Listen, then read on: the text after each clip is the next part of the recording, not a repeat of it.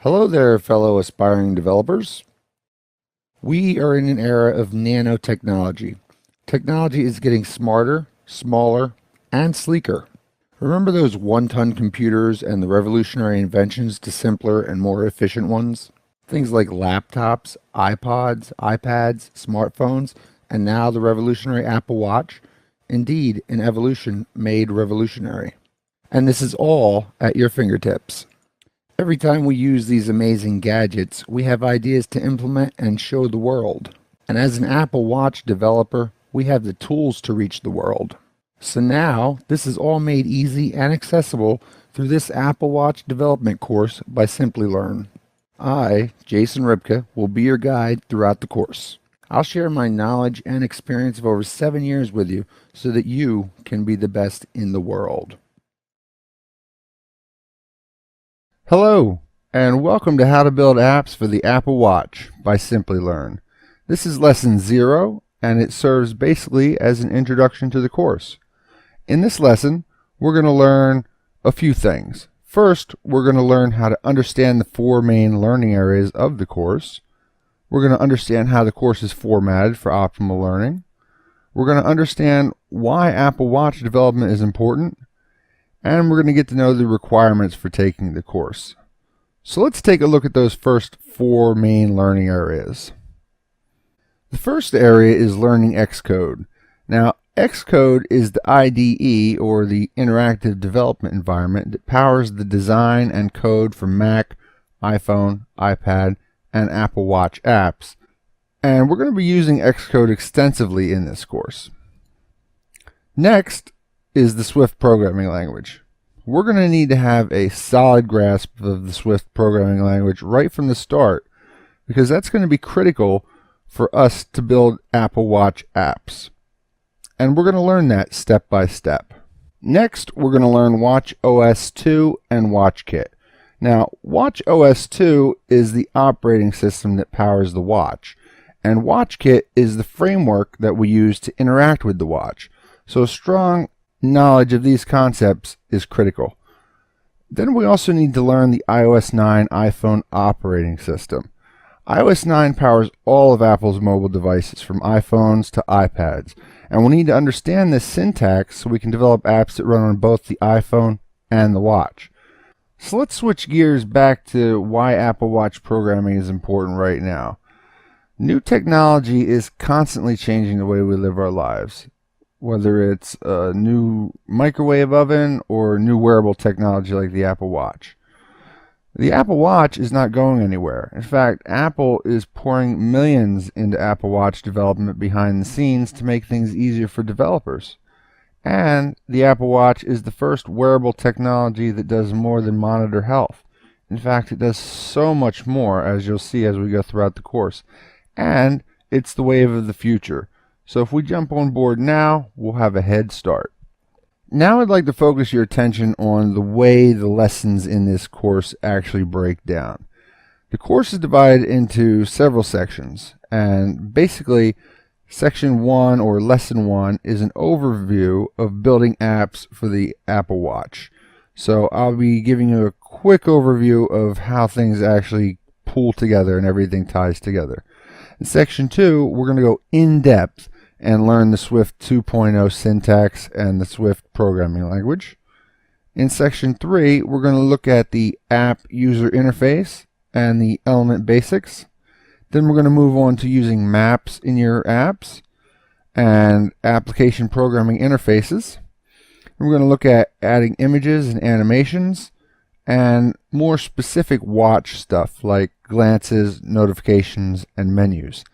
And then we have a whole other section that just deals with apps. So let's get to that. So the first 7 sections are packed with information and knowledge and examples and how to do things. But when we get to lesson 8, and in fact 8 through 17, we're going to be building apps, hands-on building apps that are real-world type apps. Like we have a What If app, which is really just an introductory app. But then we have a watch calculator app, a speed reader app, a lucky numbers app, a camper's watch, an XML newsreader app, a daily quote, memory master app, a random cuteness app, and a weather app. I mean, we're going all out here, and you're going to love building this stuff, trust me. So let's move on to what the requirements are for taking the course. The requirements for taking this course could not be simpler. I mean, we call this Simply Learn for a reason. First, you'll need a Mac computer with the latest version of OS X. You'll need an active internet connection, and you'll need the latest version of Xcode installed. And Xcode is just an application that you download from the App Store. It's in the developer area, but if you just type Xcode and search for it, it'll be your first hit. Install that, and you are ready to go with the rest of the course.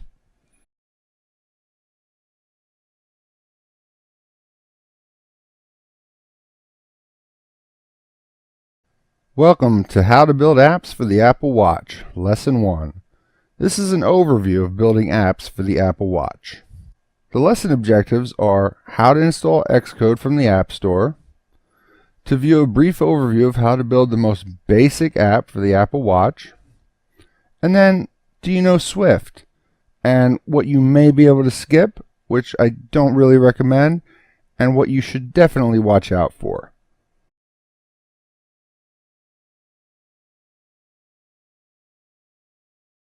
In this video, we're going to look at how to install Xcode from the App Store, and alternatively, if Xcode 7 is not available in the App Store, then we're going to do it from the developer website.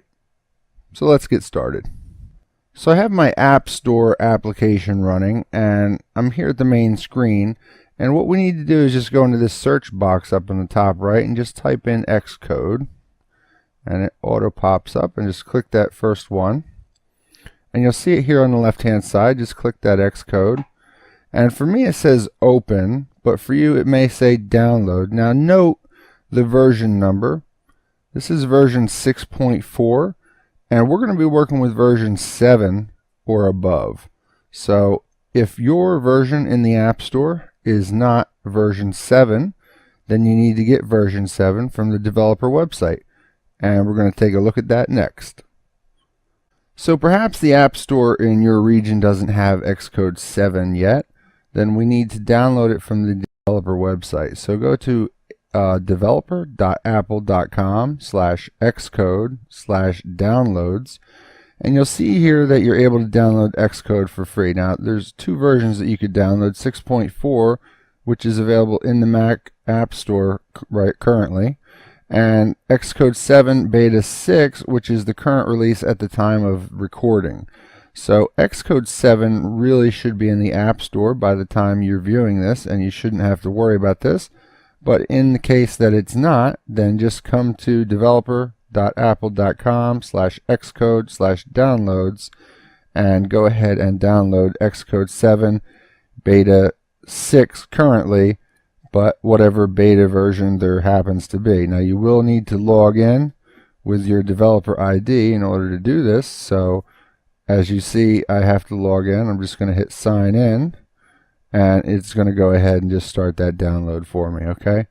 And the same thing for you. Just go ahead and sign in and download your version of Xcode, and you are good to go.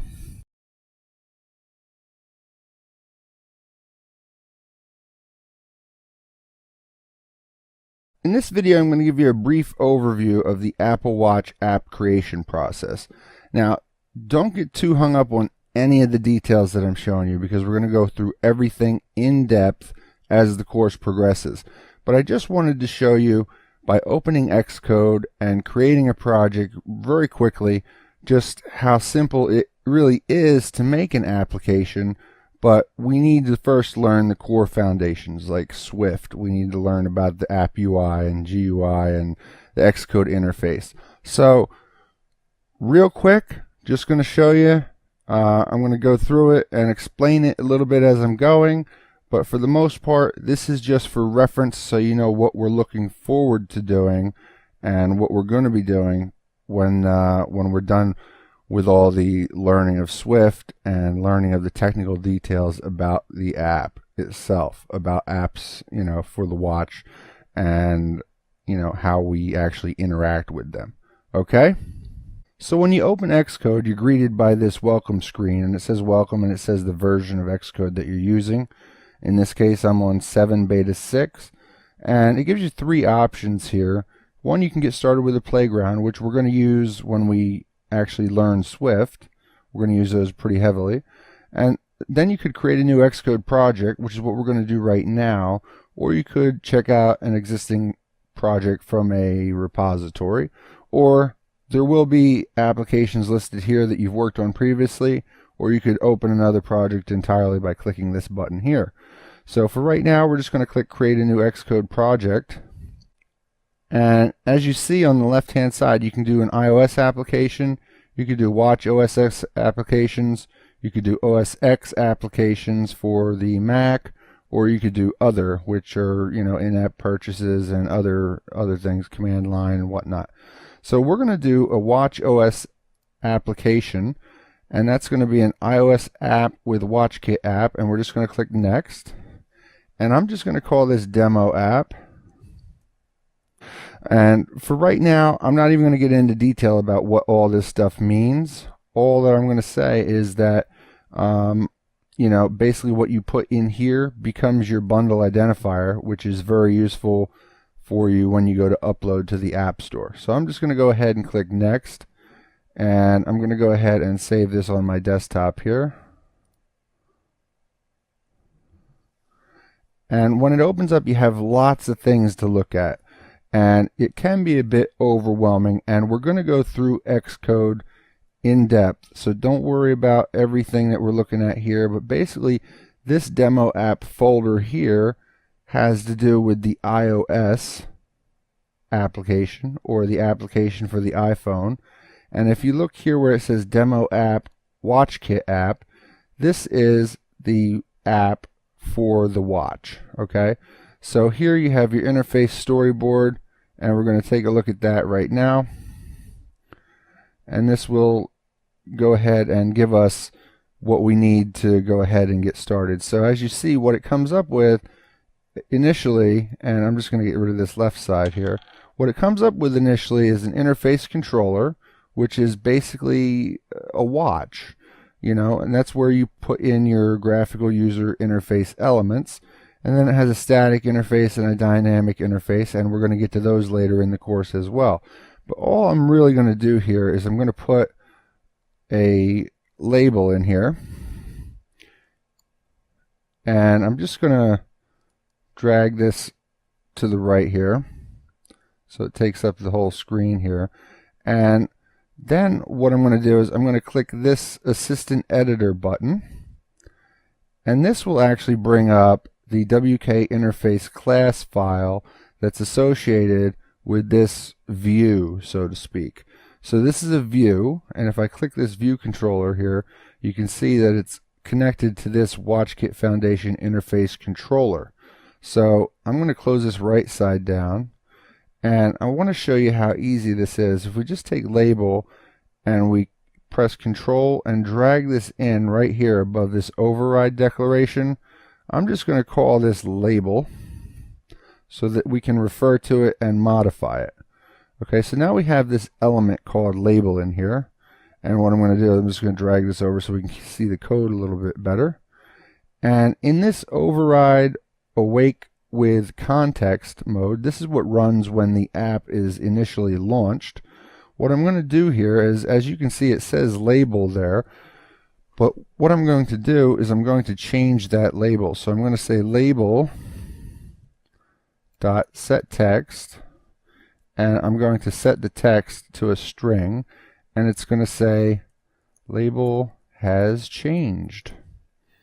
And literally that's all I'm going to do. Now what I'm going to do is on this area here, this is where you set the scheme for what to run. So if we click here and we look at the one that looks like a watch and it says Demo App, WatchKit app, and we want to select one of these two, so I'm going to select the 6 plus an Apple Watch 38mm, and I'm going to go ahead and click Run. Now when that runs, it should say that the label has changed. So as you see, when that comes up, it does in fact say label has changed. So I did change the label based on what I put here in the code. Now, one thing to note is that we are running two simulators. This is the watch simulator, and we have the iPhone simulator that's also running, but since we didn't program anything into the app for the watch, for the iPhone, nothing is running on the iPhone. So literally, that's all I wanted to show you. I just wanted to show you how we could go into Xcode and boom, make a change and have it go and appear that way. Now, obviously, I need to do something with the text formatting because it doesn't fit into that area, and this app is kind of useless. So what we're going to do is we're going to stop here, and we're going to move on, because I literally just wanted to show you this, just so you get an idea of the environment we're going to be working in, which is going to be this Xcode environment with these, I'm going to press stop here, with these simulators, and we're going to have all these things to work on. So this interface storyboard was the view that we're looking at, and this interface controller right here is the code view that's attached to it.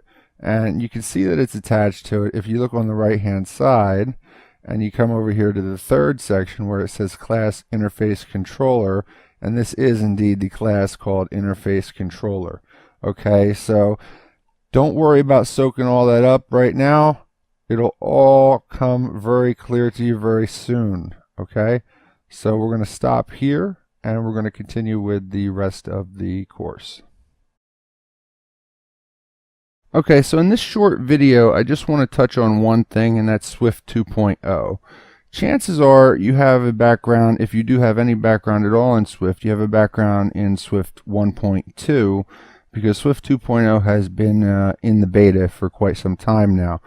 But it's just almost out of beta. And if you have learned Swift 2.0 for the iPhone, just keep in mind that there are some subtle differences in the syntax for the iPhone and the watch, or the iPhone versus the watch versus the Mac operating system. So there are differences between all three of those.